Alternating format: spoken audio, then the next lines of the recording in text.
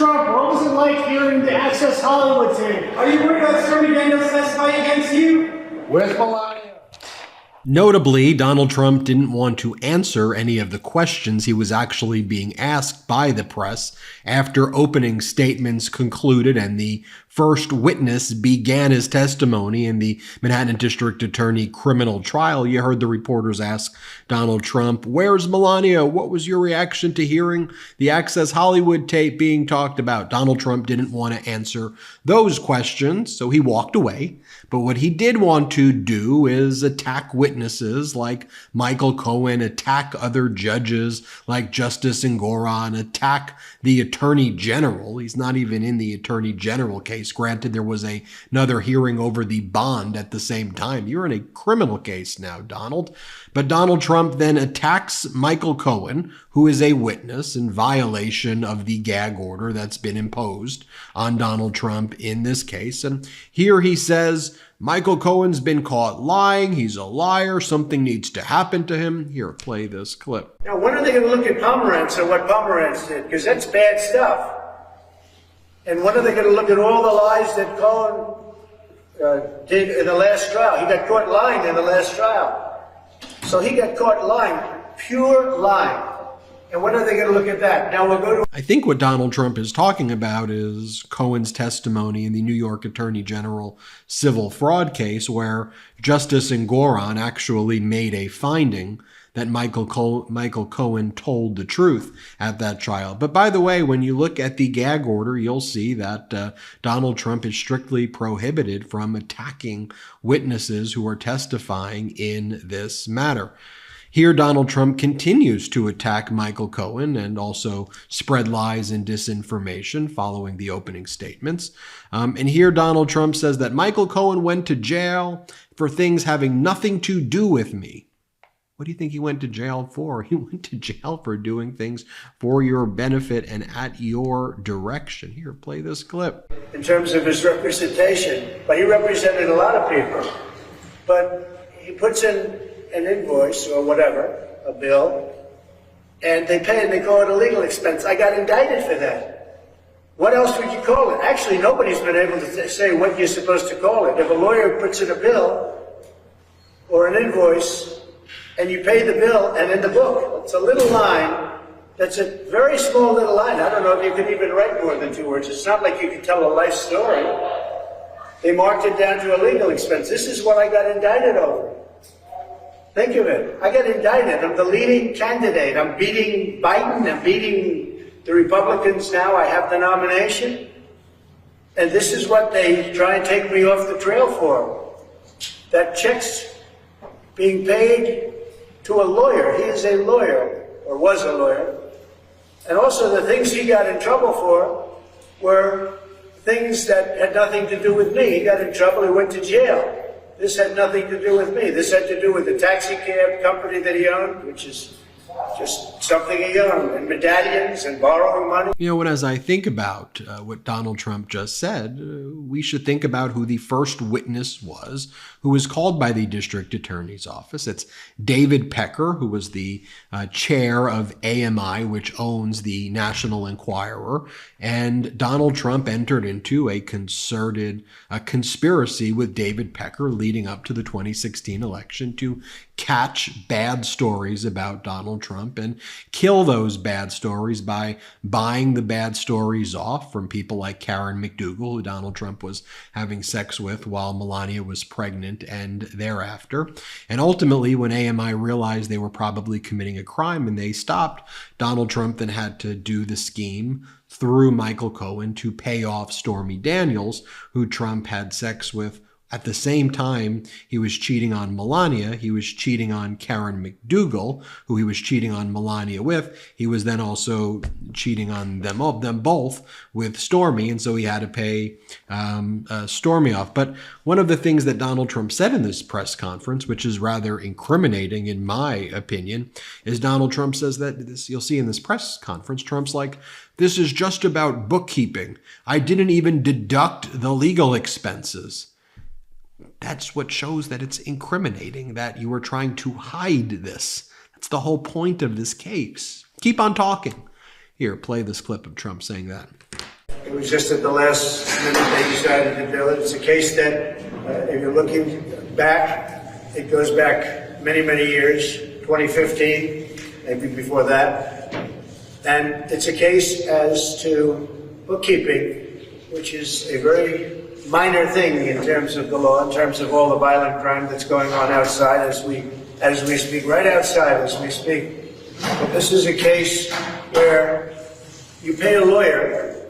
He's a lawyer, and they call it a legal expense. That's the exact term they used, legal expense, in the books. And another thing that wasn't even said was we never even deducted it as a tax deduction. So that takes a whole vast, most people want to deduct everything. We never even took it as a tax deduction. But they called the payment to a lawyer a legal expense in the books. They didn't call it construction. They didn't say you're building a building. It called a payment to a lawyer because, as you know, Cohn is a lawyer, represented a lot of people over the years. Now, I'm not the only one. And wasn't very good in a lot of ways in terms of his representation, but he represented a lot of people. And then Donald Trump, as part of this press conference, says, you get indicted for this? This is a crime to falsify business records? This is criminal. This is bookkeeping. Here, play this clip. Very unfair. The judge is conflicted, as you know. It's very unfair what's going on. And I should be allowed to campaign. And whoever heard of this, you got indicted for that? People in the court just said to me, I can't believe it. This is the case. Did you know that traditional bed sheets can harbor more bacteria than a toilet seat? It could lead to acne, allergies, and stuffy noses, and it's just gross. Miracle Made offers a whole line of self-cleaning antibacterial bedding, such as sheets, pillowcases, and comforters that prevent up to 99.7% of bacteria growth and require up to 3 times less laundry. Using silver-infused fabrics inspired by NASA, Miracle Made sheets are thermoregulating and designed to keep you at the perfect temperature all night long. So you get better sleep every night. These sheets are infused with silver that prevent up to 99.7% of bacterial growth, leaving them to stay cleaner and fresh 3 times longer than other sheets. No more gross odors. Miracle Made sheets are luxuriously comfortable without the high price tag of other luxury brands and feel as nice, if not nicer, than sheets used by some 5-star hotels. So stop sleeping on bacteria. Bacteria could clog your pores, causing breakouts and acne. Sleep clean with Miracle. Go to trymiracle.com/Meidas to try Miracle Made sheets today. And whether you're buying them for yourself or as a gift for a loved one, if you order today, you can save over 40%.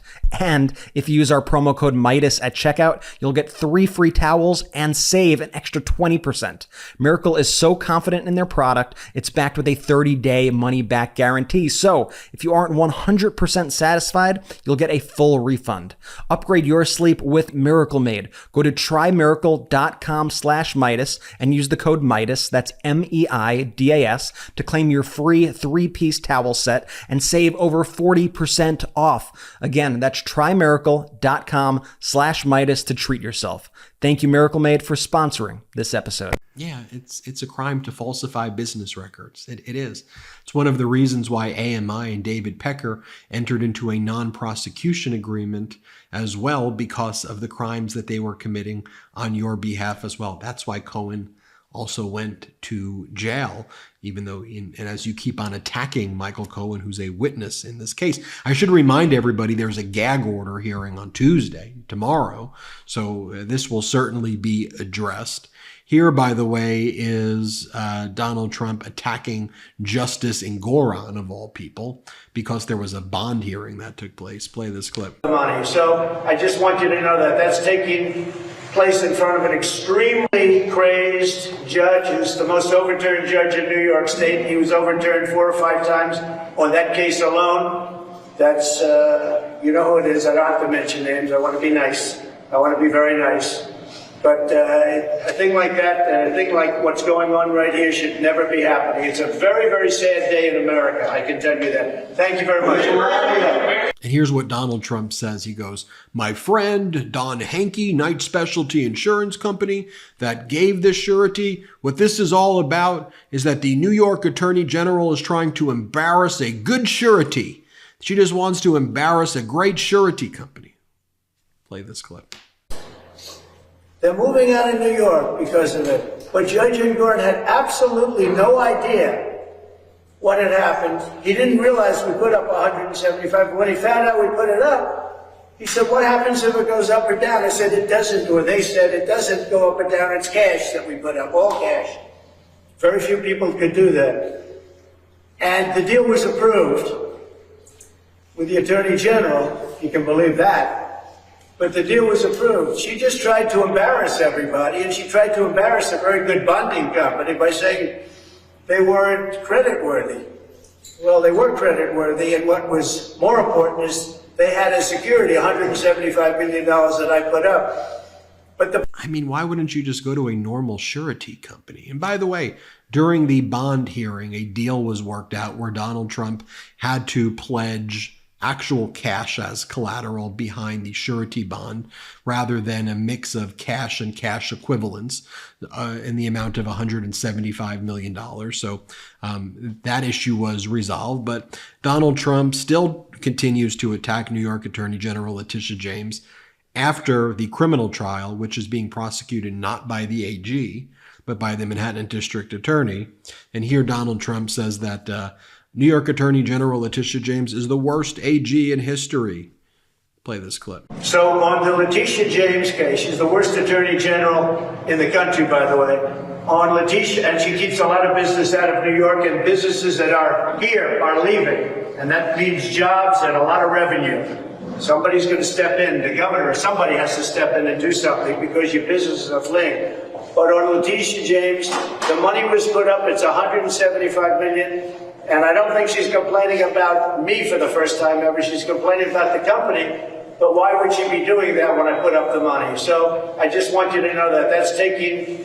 And in addition, Donald Trump posted witch hunt. And then throughout the day, he kept on posting about presidential immunity over and over again. Here, I made a little video. You can see this is from Donald Trump's social media. You'll see all of the posts that he's made. It's like post, post, post, post, post.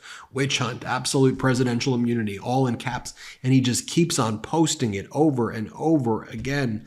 Folks, the trial is heating up. Again, we have David Pecker on the stand.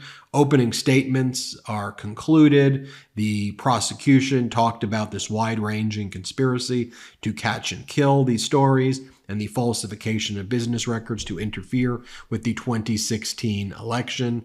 Donald Trump's lawyers, on the other hand, claim that the payments to Michael Cohen were just valid legal expenses. And then they went on to say that Stormy Daniels was basically shaking down Donald Trump, and it was her fault, not Donald Trump's fault, and that all the salacious things you're going to hear don't matter because all Donald Trump did was sign checks, and there's nothing wrong with signing checks, and it's everybody else's fault other than Donald Trump. There was a lot of objections that were made, more objections than I had ever seen in any opening statement I've ever participated in, for sure, or that I've ever even watched, because Trump's lawyers kept on seemingly violating motion in limines, these pretrial motions, and the objections were consistently being sustained. Donald Trump was also being described by people in the courtroom as that he was struggling to stay awake. His eyes were closed for a short period of times. He was jolted awake when Todd Blanche's lawyer nudged him while sliding a note in front of him. And then he was also described as Trump is, this is from Olivia Newsy, Trump is tilting his head dramatically and making trout-like movements with his mouth as he listens to Judge Merchan. And you can see some of these potential images of what that might look like over here. Thanks for watching. Hit subscribe. Let's get to 3 million subscribers together. Have a good one. Hey Midas Mighty, love this report? Continue the conversation by following us on Instagram @MeidasTouch to keep up with the most important news of the day. What are you waiting for? Follow us now.